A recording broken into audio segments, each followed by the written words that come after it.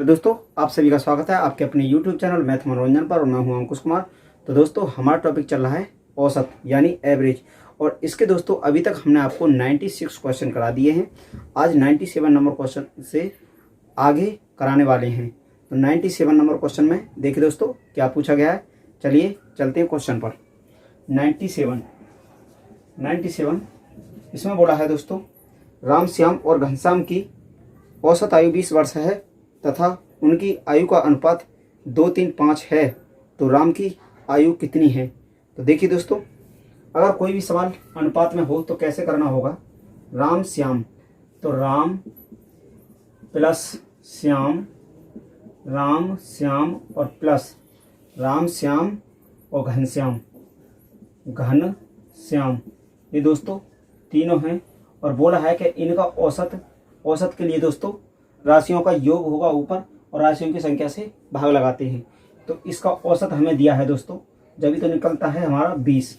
औसत दे रखा है इसमें 20, तो इसकी कुल कितनी हो जाएगी, इनकी कुल आयु कितनी हो जाएगी, तीनों की कुल आयु हो जाएगी दोस्तों 3 × 20, यानी ये 3 उधर जाएगा तो ये हो जाएगा 20 × 60 वर्ष। अब दोस्तों इसमें बोला है कि तीनों का अनुपात दिया है, राम श्याम और एक घनश्याम, ये तीनों का दोस्तों अनुपात दे रखा है। अनुपात में क्या दे रखा है कि 2-3-5, इसका 2, इसका 3, इसका 5। तो दोस्तों क्यों ना हम इनके अनुपात को जोड़ लेते हैं। 2 और 3 5 और 5 10, अनुपात में हुआ 10 और रियल में दे रखा है हमें 60। रियल में दोस्तों 60 वर्ष।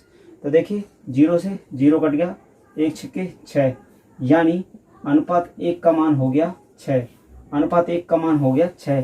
तो दोस्तों देखिए 6 अनुपात 1 का मान 6, तो अनुपात 2 का मान कितना हो जाएगा, 6 दूनी 12 वर्ष। इसी प्रकार 6 तिया 18 वर्ष। इसी प्रकार 6 पंजे 30, इसका 6 पंजे हो जाएगा 30 वर्ष। तो दोस्तों इन तीनों का आयु निकल आया। तो इसमें हमसे पूछा गया था कि इनमें पूछा गया दोस्तों, तो राम की आयु कितनी है। राम की आयु पहले नंबर पर है, यानी 12 वर्ष हो गया। तो चलिए दोस्तों इसका ऑप्शन यही हो जाएगा, हमारा ऑप्शन नंबर हो जाता है इसका 12 वर्ष, यानी बी ऑप्शन। चलिए दोस्तों देखते हैं अगला क्वेश्चन। देखिए दोस्तों क्वेश्चन नंबर 98। देखिए 98, तो 98 में क्या पूछा है। 98 में बोला है दोस्तों, एक्स वाई और जेड का औसत पी है। यदि एक्स वाई और जेड में पी भी सम्मिलित कर लिया जाए तो उन चारों का औसत होगा। यानी दोस्तों देखिए इसका कहने का मतलब है कि इसमें X Y Z, X plus Y plus Z का औसत दे रखा है दोस्तों। औसत के लिए राशि हमारे पास 3 है, राशियों का योग बट्टी राशियों की संख्या, तो 3 से भाग लगाते हैं। तो औसत दे रखा है इसने पी, औसत है पी, यानी एक्स वाई जेड का औसत पी है। यदि एक्स वाई और जेड, तो इनका देखिए X plus Y plus Z बराबर तीनों का योग कितना हो गया 3p, यानी 3 का इधर गया तो 3p हो गया। अब इसके बाद देखिए इसमें बोला है एक्स वाई और जेड में, यानी X plus Y plus Z plus P, X plus Y plus Z plus P में, और मतलब जेड में पी को जोड़ लिया गया है, तो 4 से लगाएंगे। तो देखिए इसमें बोला है पी भी सम्मिलित कर लिया जाए तो उन चारों का औसत होगा। पी भी सम्मिलित कर लिया जाए तो दोस्तों देखिए एक्स वाई जेड का हमारे पास ये मान है 3p, यानी 3p एक्स वाई जेड का मान यहाँ से रख लिया हमने 3p प्लस 1p हमारे पास ये था, बटे हो गया 4, यानी ये होगा 4p/4। 4 से 4 कट गया, इसका भी दोस्तों हमारा हो जाता है p, इसका भी आ जाता है हमारा p, यानी ऑप्शन नंबर हो जाता है बी ऑप्शन राइट आंसर। चलिए दोस्तों देखते हैं अगला क्वेश्चन। देखिए दोस्तों क्वेश्चन नंबर 99। तो 99 में बोला है कि 300 मजदूरों की औसत दैनिक मजदूरी 150 रुपये है तथा अन्य 200 मजदूरों की दैनिक औसत मजदूरी 200 रुपये है, तो सभी मजदूरों की औसत दैनिक मजदूरी कितनी होगी। तो देखिए दोस्तों सबकी पूछा है, तो 300 मजदूरों की औसत दैनिक मजदूरी, यानी 300 गुणा करना है 150 से, टोटल आया। और इसमें फिर हमें क्या करना है, 300 इसके बाद है तथा अन्य 200 मजदूरों की, अन्य यानी 200 मजदूर हैं, अन्य 200 मजदूरों की दैनिक मजदूरी दे रखी है 200 रुपये, 200 रुपये, तो टोटल की कितनी 300 और 200, 300 प्लस 200 टोटल औसत पूछा है दोस्तों। तो टोटल की कितनी निकल जाएगी, सबको कितना कितना, तो सभी मजदूरों की औसत मजदूरी कितनी होगी, सभी की कितनी हो जाएगी।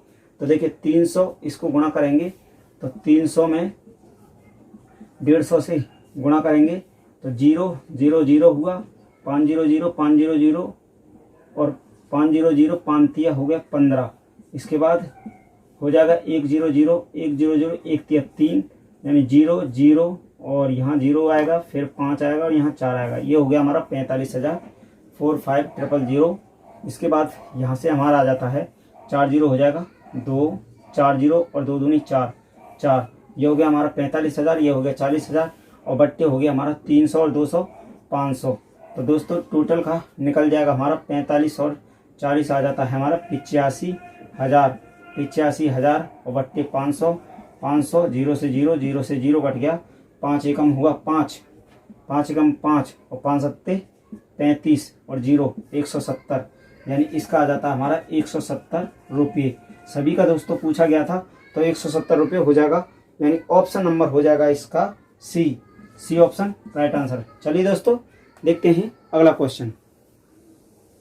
देखिए दोस्तों question number 100 question 100 number question क्या बोला है कि एक कक्षा में 20 विद्यार्थियों के अंकों की औसत गणना 50 है, मगर बाद में पता लगा कि एक विद्यार्थी की गलती से 70 अंकों के स्थान पर 40 अंक लिखे थे और एक अन्य विद्यार्थी के 50 अंक के स्थान पर 60 अंक लिखे गए थे, तो कक्षा का सही औसत क्या है। देखिए दोस्तों सही औसत के लिए एक कक्षा में 20 विद्यार्थी यानी 20 विद्यार्थी थे, 20 विद्यार्थियों का औसत 20 विद्यार्थियों का औसत गणना कितना दे रखा है, औसत दे रखा है दोस्तों, इसमें दे रखा 50। तो कुल कितना हो गया, कुल हो जाता है हमारा 20 × 50, तो इसका गुणा होगा 00 रहेगा, 5 दूनी 10, 1000 आ गया, इसका आ गया 1000। अब इसके बाद बोला है दोस्तों कि बाद में पता लगा कि एक विद्यार्थी के गलती से क्या हुआ ना कि 70 अंकों के स्थान पर 70 की जगह 40 लिखे गए थे और एक अन्य विद्यार्थी के 50 के स्थान पर 60 लिखे गए थे, तो कक्षा का सही औसत क्या है। यानी ये सही होना था लेकिन ये गलत वाला लिख दिया, ये गलत था ये सही था। इनको जोड़ेंगे 0 120 हो गया और इसको जोड़ेंगे तो 100 हो गया, इसका 120 100 इसका 100, यानी देखिए 70 अंकों के स्थान पर 40 अंक लिखे थे तो क्या करेंगे 120, तो इनका अंतर कितना आ रहा है 20, ये हमारा 20 ज़्यादा है तो इसमें 20 जोड़ लीजिए, सही औसत निकल जाएगा। 1020 हुआ। अब 1020 में सही औसत क्या हो जाएगा दोस्तों, सही औसत के लिए 1020 में और क्या करेंगे 20 से ही भाग लगाएंगे, 20 से भाग लगाएंगे तो देखिए 20 से भाग लगाएंगे 1020 में तो 20 पंजे हो जाता है 100 और यहाँ से 2 उतारेंगे 0, 20 से कम 20 हुआ, यानी इसका आ जाता है दोस्तों सही औसत 51। यही हमारा आंसर हो जाएगा, यानी 100 का 51 option number C right answer हो जाएगा। चलिए दोस्तों देखते हैं अगला क्वेश्चन। देखिए दोस्तों क्वेश्चन नंबर 101 में क्या बोला है कि एक कक्षा में 34 छात्रों का औसत भार 46.5 किलोग्राम है। यदि अध्यापक का भार और जोड़ लिया जाए तो औसत भार 500 ग्राम बढ़ जाता है। तो अध्यापक का भार देखिए दोस्तों, पहले क्या करना है, एक कक्षा में 34 छात्रों, तो 34 छात्रों का औसत कितना दे रखा है 46.5, तो ये हमारा कुल निकल जाएगा, कुल निकल जाएगा। इसका क्या कुल भार है ना, कुल भार, तो इसको दोस्तों कुल भार कर लीजिए। कुल भार हमारा कितना आ जाएगा, कुल भार तो देखिए 46.5 में और 34 से अगर गुणा करते हैं तो 4 पंजे 20, 2 4 छिंग 24, 26, 2 4 चौक 16 और 2 18। इसके बाद 3 पंजे 15 हुआ, 3 छिंग 18 और 1 19, 3 चौक 12 और 1 13। इसके बाद 0 1 यहाँ से आ जाएगा, 9 दूनी 18 और 3 और 1 4 और 5 हुआ 15, 810। तो इसका दोस्तों हो जाता है टोटल 15,810। तो टोटल इसका किसका आ गया, ये आ गया विद्यार्थियों का, एक कक्षा में 34 छात्रों का। तो ये हो गया छात्रों का भार आ गया 15,810। अब इसके बाद बोला है दोस्तों, इसमें बोला है कि यदि अध्यापक का भार और जोड़ लिया जाए तो औसत भार 500 ग्राम बढ़ जाता है। 500 ग्राम बढ़ जाता है, यानी 46.5 था, तो ये हो जाएगा 47। और कितने हो जाएंगे हमारे, तो विद्यार्थी प्लस अध्यापक का भार कितना हो जाएगा, इसमें हो जाएगा दोस्तों 35 हो गए, और 35 इंटू औसत बढ़ रहा है 500, तो ये हो जाएगा 47। ये हो जाता है हमारा 47। तो इसका कितना हो जाएगा, तो देखिए इसका करते हैं 35 और 47 का गुणा, दोनों का 7 पन्ना 35 हुआ, 3 7 21 और 3 24 हुआ। इसके बाद 4 पंजे 20, 2 और इसके बाद में 4 तिया 12 और 2 14, इसके बाद 5 4 6 1 1645। इसका हो जाता है 1645। दोस्तों यहाँ हमारा पॉइंट था ना, तो यहाँ पॉइंट आएगा, यहाँ हमारा ये पॉइंट हो जाएगा। अब ये बच गया 1581। दशमलव था ना यहाँ पे, तो दशमलव हमने लगाया नहीं था, अब लगा दिया। तो इसका आ गया दोस्तों शिक्षक वाला का। इसमें अब पूछा है कि शिक्षक का भार, तो शिक्षक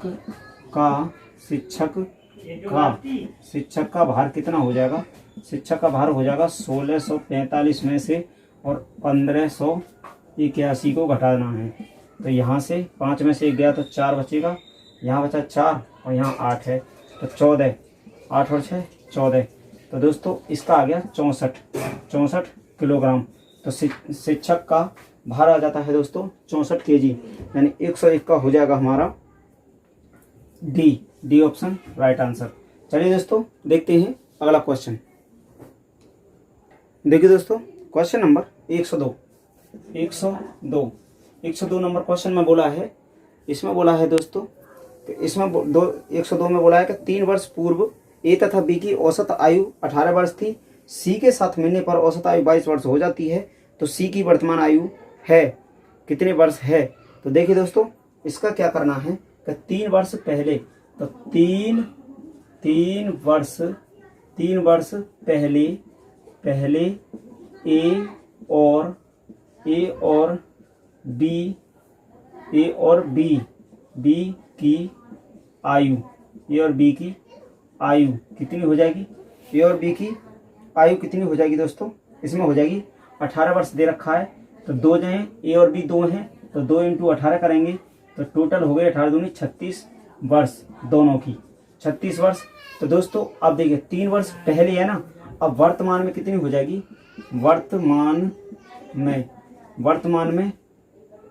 वर्तमान में ए और बी की आयु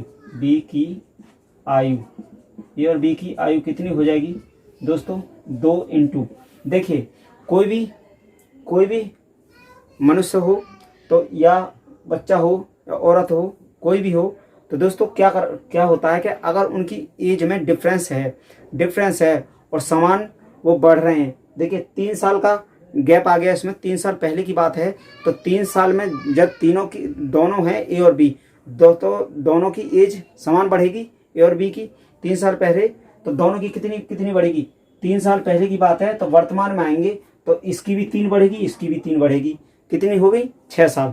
तो देखिए दोस्तों इसकी हो जाती है 6 वर्ष, यानी 3 + 3 दोनों की कितनी होगी 6 वर्ष। और औसत अगर निकालते हैं इसका 6 वर्ष का, तो 2 आदमी हैं, 2 से भाग लगाएंगे, कितना आ गया 3 वर्ष, 3 आ गया औसत। तो ऐसा अगर कोई भी क्वेश्चन है तो उसमें हमने क्या बताया कि उसकी जो पहले वाली औसत आयु होती है उसमें जितने वर्ष या पहले या बाद बोलता है इतनी ही जोड़ दीजिए। 18 था, 3 जोड़ दीजिए, 18 19 20 21 हुआ, तो 21 से इसमें गुणा कर दीजिए, 21 दूनी 42। ये आ गई दोस्तों हमारी वर्तमान में। अब देखिए ये तो हो गया हमारा इसका। अब इसके बाद क्या बोला है, इसके बाद बोला है कि सी के साथ मिलने पर औसत आयु 22 वर्ष हो जाती है, यानी ए और बी और सी, ए बी और सी के साथ आयु कितनी हो जाएगी, आयु कितनी हो गई 3 इंटू इसमें हो जाती है, आयु हो जाएगी 22 वर्ष, 22 तो 22 दिया 66। ये कब हो रही है दोस्तों, इसकी कितनी हो गई हमारी 66। लेकिन देखिए उसमें हमसे बोल रखा था, इसमें हमें दे रखा था 3 वर्ष पहले, हमने वर्तमान की निकाल ली, तो ये भी हमारी जो होगी आयु ये वर्तमान की होगी, क्योंकि इसमें बोला है दोस्तों कि सी के साथ मिलने पर औसत आयु 22 वर्ष हो जाती है। उसमें बोला था वर्ष थी, तो जाती है का मतलब वर्तमान में आ गए, तो इसका 66 हुआ, तो इसमें सी की आयु कितनी हो जाएगी, सी की आयु पूछा है दोस्तों, सी की आयु कितनी हो जाएगी 66 में से, और हम 42 यानी 42 को घटाते हैं, 6 में से 2 गया तो 4 और 6 में से 4 गया तो 2, ये आ जाता है 24 वर्ष, यानी सी की आयु जो होगी 24 वर्ष हो जाएगी। चलिए दोस्तों देखते हैं अगला क्वेश्चन। देखिए दोस्तों क्वेश्चन नंबर 103 क्वेश्चन नंबर 103 में बोला है कि 10 संख्याओं का औसत 6 है, 10 संख्या का औसत 6 है, यदि प्रत्येक संख्या को 11 से गुणा किया जाए तो संख्याओं के नए समुच्चय का औसत है। यानी दोस्तों 10 संख्याओं का